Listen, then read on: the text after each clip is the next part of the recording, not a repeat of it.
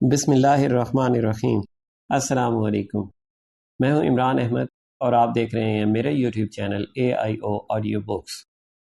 پیش خدمت ہے اس کتاب کا اگلا حصہ، تو چلیے شروع کرتے ہیں۔ آندھی نے تاریخ اسلام کا رخ موڑ دیا۔ آندھی نے یہ حقیقت واضح کر دی کہ خدا حق پرستوں کے ساتھ ہوتا ہے۔ رسول خدا صلی اللہ علیہ وآلہ وسلم کے دشمنوں کی پسپائی تنکوں کی مانند تھی جو آندھی میں اڑے جاتے ہیں اور انہیں ایک دوسرے کی خبر نہیں ہوتی۔ خالد کو یہ پریشانی لاحق تھی کہ مسلمان تعاقب کریں گے، لیکن مسلمانوں نے تعاقب کی سوچی ہی نہیں تھی۔ اس آندھی میں تعاقب اور لڑائی مسلمانوں کے خلاف بھی جا سکتی تھی۔ جس دشمن کو خدا نے بھگا دیا تھا اس کے پیچھے جانا دانش مندی نہیں تھی۔ البتہ رسول اللہ کے حکم سے چند ایک آدمیوں کو بلندیوں پر کھڑا کر دیا گیا تھا تاکہ وہ دشمن پر نظر رکھیں۔ ایسا نہ ہو کہ دشمن کہیں دور جا کر رک جائے اور منظم ہو کر واپس آ جائے۔ آندھی اتنی مٹی اور ریت اڑا رہی تھی کہ تھوڑی دور تک بھی کچھ نظر نہیں آتا تھا۔ بہت دیر بعد 3-4 مسلمان گھڑ سوار اس جگہ سے خندق پھلانگ گئے جہاں سے اکرمہ اور خالد کے گھوڑوں نے خندق پھلانگی تھی۔ وہ دور تک چلے گئے، انہیں اڑتی ہوئی گرد اور ریت کے سوا کچھ بھی نظر نہ آیا۔ وہ رک گئے لیکن واپس نہ آئے۔ شام سے کچھ دیر پہلے آندھی کا زور ٹوٹ گیا اور جھکڑ تھم گئے، فضا صاف ہو گئی اور نظر دور تک کام کرنے لگی۔ دور افق پر زمین سے گرد کے بادل اٹھ رہے تھے۔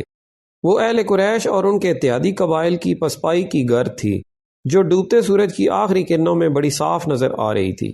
یہ گرد مکہ کو جا رہی تھی۔ تعاقب میں جانے والے مسلمان سوار اس وقت واپس آئے جب رات بہت گہری ہو چکی تھی۔ محمد کی قسم، انہوں نے واپس آ کر بتایا، وہ جو ہمارے عقیدے کو توڑنے اور مدینہ کی اینٹ سے اینٹ بجانے آئے تھے، وہ مدینہ سے اتنی دہشت لے کر گئے ہیں کہ رک نہیں رہے، کہیں پڑاؤ نہیں کر رہے۔ کیا راتوں کو مسافر پڑاؤ نہیں کیا کرتے؟ کیا لشکر راتوں کو بھی چلتے رہتے ہیں؟ وہی چلتے رہتے ہیں جو منزل تک بہت جلدی پہنچنا چاہتے ہوں۔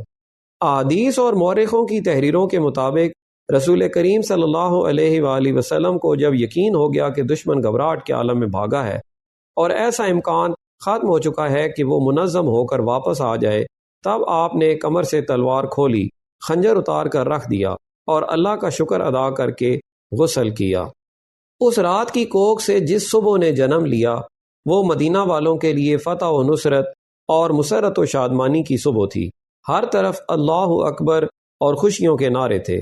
سب سے زیادہ خوشی عورتیں اور بچے منا رہے تھے جنہیں چھوٹے چھوٹے کلوں میں بند کر دیا گیا تھا۔ وہ خوشی سے چیختے چلاتے باہر نکلے۔ مدینے کی گلیوں میں مسلمان بہت مسرور پھر رہے تھے۔ فتح کے اس جشن میں بنو قریظہ کے یہودی بھی شامل تھے۔ رسول کریم نے انہیں امن و امان میں رہنے کے عوض کچھ مراعات دے رکھی تھیں۔ ظاہری طور پر وہ اپنے آپ کو مسلمانوں کا دوست کہتے اور دوستوں کی طرح رہتے تھے۔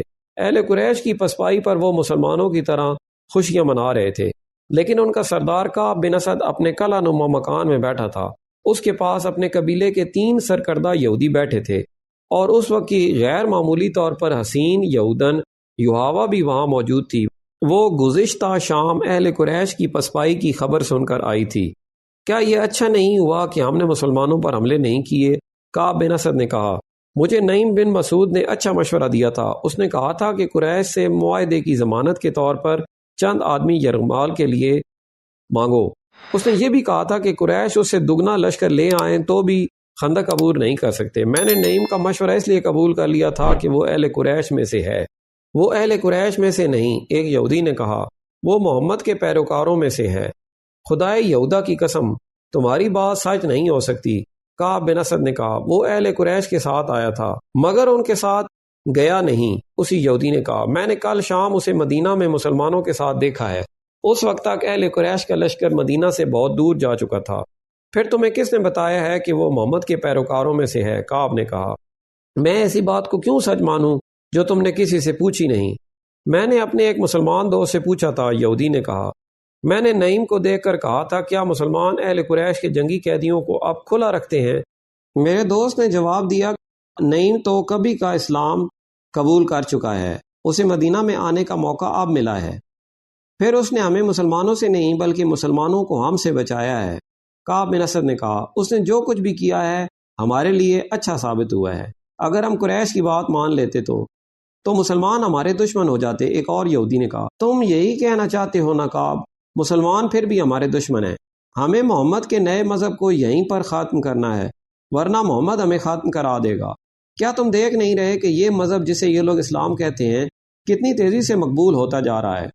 تیسرے یہودی نے، جو معمر تھا، کہا، ہمیں اس کے آگے بند باندھنا ہے، اسے روکنا ہے، لیکن کیسے؟ کعب بن اسد نے پوچھا۔ قتل، معمر یہودی نے کہا، محمد کا قتل؟ ایسی جرت کون کرے گا؟ کعب بن اسد نے کہا، تم کہو گے کہ وہ ایک یہودی ہوگا، اگر وہ محمد کے قتل میں ناکام ہو گیا تو بنو قینقاع اور بنو نذیر کا انجام دیکھ لو، اور ان میں سے زندہ بچ رہنے والے جس طرح دور دراز کے ملکوں کو بھاگ گئے ہیں وہ نہ بھولو۔ خدائے یہودا کی قسم، معمر یہودی نے کہا، میری عقل تم سے زیادہ کام نہیں کرتی تو تم سے کم بھی نہیں۔ تم نے جو آج سوچا ہے وہ میں اور لیس بن موشان بہت پہلے سوچ چکے ہیں۔ کوئی یہودی محمد کو قتل کرنے نہیں جائے گا۔ پھر وہ کون ہوگا؟ وہ قبیلہ قریش کا ایک آدمی ہے، بوڑھے یہودی نے جواب دیا۔ لیس بن موشان نے اسے تیار کر لیا ہے۔ میرا خیال ہے کہ اب وقت آ گیا ہے کہ یہ کام کر دیا جائے۔ اگر تم بھول نہیں گئے کہ میں بنو قریظہ کا سردار ہوں تو میں اس کام کی اجازت کیسے دے سکتا ہوں جو مجھے معلوم ہی نہ ہو کہ کیسے کیا جائے گا؟ کعب بن اسد نے کہا، اور مجھے کون بتائے گا کہ اس آدمی کو اتنے خطرناک کام کے لیے کیسے تیار کیا گیا ہے؟ کیا اسے ابو سفیان نے تیار کیا ہے؟ خالد بن ولید نے تیار کیا ہے؟ سنو کعب، بوڑھے یہودی نے کہا، اور یہودی حسینہ یوحاوا کی طرف دیکھا، میں یہ بات لیس بن موشان کی موجودگی میں سناؤں تو کیا اچھا نہ ہوگا؟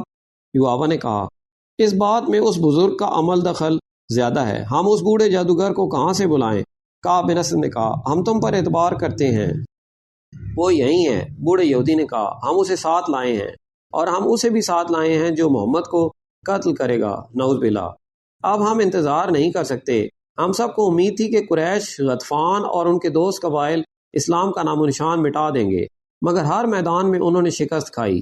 ہم نے انہیں مدینہ پر حملے کے لیے اکسایا تھا، وہ یہاں سے بھی بھاگ نکلے۔ خدائے یہودا کی قسم، کعب، تم نے مسلمانوں پر عقب سے حملے نہ کر کے بہت برا کیا ہے۔ میں اس کی وجہ بتا چکا ہوں، کعب بن اسد نے کہا۔ وجہ صحیح تھی یا غلط؟ معمر یہودی نے کہا، وقت ہاتھ سے نکل گیا ہے، اب ہم قریش کی فتح کا انتظار نہیں کر سکتے۔ اس نے یوحاوا سے کہا، لیس بن موشان کو بلاؤ، دوسرے کو ابھی باہر رکھو۔ یوحاوا کمرے سے نکل گئی، واپس آئی تو اس کے ساتھ لیس بن موشان تھا۔ وہ ایک بوڑھا یہودی تھا جس کی عمر 70 اور 80 برس کے درمیان تھی۔ اس کے سر اور داڑھی کے بال دودھ کی طرح سفید ہو چکے تھے، داڑھی بہت لمبی تھی، اس کے چہرے کا رنگ سرخ و سفید تھا۔ اس نے اونٹ کے رنگ کی قبا پہن رکھی تھی، اس کے ہاتھ میں لمبا عصا تھا جو اوپر سے سانپ کے پھن کی طرح تراشا ہوا تھا۔ لیس بن موشان کو یہودیوں میں جادوگر کے نام سے شہرت حاصل تھی۔ شعبدہ بازی اور کالے علم میں وہ مہارت رکھتا تھا۔ وہ مکہ اور مدینہ کے درمیان کسی گاؤں کا رہنے والا تھا۔ اس کے متعلق بہت سی روایات مشہور تھیں، جن میں سے ایک یہ تھی کہ وہ مردے کو تھوڑی سی دیر کے لیے زندہ کر سکتا ہے، اور وہ کسی بھی مرد یا عورت کو اپنے تابع کرنے کی طاقت رکھتا تھا۔ یہودی اسے اپنا پیر و مرشد سمجھتے تھے۔ وہ جہاندیدہ اور عالم فاضل تھا۔ وہ کمرے میں داخل ہوا تو سب اس کی تعظیم کو اٹھے، وہ جب بیٹھ گیا تو سب بیٹھے۔ خاندان موشان کی عظمت سے کون واقف نہیں؟ کعب بن اسد نے کہا، خدائے یہودا کی قسم، ہم میں سے کوئی بھی آپ کو یہاں بلانے کی جرت نہیں کر سکتا تھا۔ یوحاوا شاید آپ کو لے آئی ہے۔ میں پیغمبر نہیں، کعب بن اسد، لیس بن موشان نے کہا، میں یہ خوبصورت الفاظ سننے کا عادی نہیں، اور تعظیم و احترام کا وقت بھی نہیں۔ کوئی نہ بلاتا تو بھی مجھے آنا تھا۔ تم لوگ اپنے فرض کی ادائیگی میں بہت وقت ضائع کر چکے ہو۔ تم سے یہ لڑکی اچھی ہے جس نے وہ کام کر دیا ہے جو تمہیں کرنا چاہیے تھا۔ معزز موشان، کعب بن اسد نے کہا، ہم نے ابھی اس انتہائی اقدام کی سوچی نہیں تھی۔ اگر ہم محمد صلی اللہ علیہ وآلہ وسلم کے قتل جیسا خوفناک ارادہ کرتے بھی تو یوحاوا کو استعمال نہ کرتے۔ ہم اتنی خوبصورت اور ایسی جوان لڑکی کو استعمال نہیں کر سکتے۔ کیوں نہیں کر سکتے؟ لیس بن موشان نے کہا، کیا تم فراموش کر بیٹھے ہو کہ ساری دنیا پر خدائے یہودا کی حاکمیت ہوگی؟ داؤد کے ستارے کی قسم، بنی نوع انسان پر بنی اسرائیل کی حاکمیت قائم کرنے کے لیے ہم سب کو قربانیاں دینی پڑیں گی۔ ہمیں انسان کی فطری کمزوریوں کو اپنے ہاتھ میں لینا ہے۔ کیا تم نہیں جانتے کہ مرد کیا چاہتا ہے؟ اعلیٰ نسل کے 20 گھوڑے اور 20 غلام یوحاوا کے ساتھ کھڑے کر دو۔ کسی سے بھی کہو کہ اسے جو پسند ہے وہ لے جائے۔ داؤد کے ستارے کی قسم، وہ آدمی 20 گھوڑے اور 20 غلام چھوڑ دے گا اور یوحاوا کو لے جائے گا۔ اس محفل پر خاموشی طاری رہی۔ میں دیکھ رہا ہوں کہ تم میری بات نہیں سمجھ سکے۔ لیس بن مشان نے کہا، تمہارے دماغوں میں اپنی بیٹیوں کی عصمت سمائی ہوئی ہے، میری بات غور سے سنو۔ عصمت کا شرم و حیا کے ساتھ کوئی تعلق نہیں، یہ ایک ہتھیار ہے جو ہمیں اپنے دشمنوں کو بیکار کرنے کے لیے استعمال کرنا چاہیے۔ بدی کیا ہے، نیکی کیا ہے؟ میں جانتا ہوں تم مجھے کیا جواب دو گے، لیکن جب تم دنیا کے کونے کونے تک یہودیت کو پہنچانے کی بات کرو گے تو بدی اور نیکی کے معنی بدل جائیں گے۔ محمد برائی اور بدی کو ختم کر رہا ہے، ہمیں برائی اور بدی پیدا کرنی ہے، مگر ہم خود برے اور بدکار نہیں ہوں گے۔ اگر تم روئے زمین پر پھیلی ہوئی نسل انسانی کو اپنی غلامی کے جہنم میں ڈالنا چاہتے ہو تو غیر یہودیوں کو جنت دکھاؤ، انہیں جنت کی حوریں دکھاؤ، انہیں میٹھی شراب پلاؤ، ان میں حیوانیت پیدا کرو۔ یہ مت سوچو کہ اچھا کیا اور برا کیا ہے۔ اچھا وہی ہے جو یہودیت کی حاکمیت کے لیے اچھا ہے، خواہ وہ برا ہی ہو۔ اس نے یوآبا کی طرف دیکھا اور بولا، انہیں بتاؤ یوآبا، انہیں سمجھاؤ۔ یوآبا کے ہونٹوں پر مسکراہٹ آ گئی اور اس نے ایک کہانی سنا دی۔ اب تک کے لیے اتنا ہی، ملتے ہیں اگلی ویڈیو میں۔ اپنا خیال رکھیں اور ہمارے اس چینل کا بھی۔ اللہ حافظ۔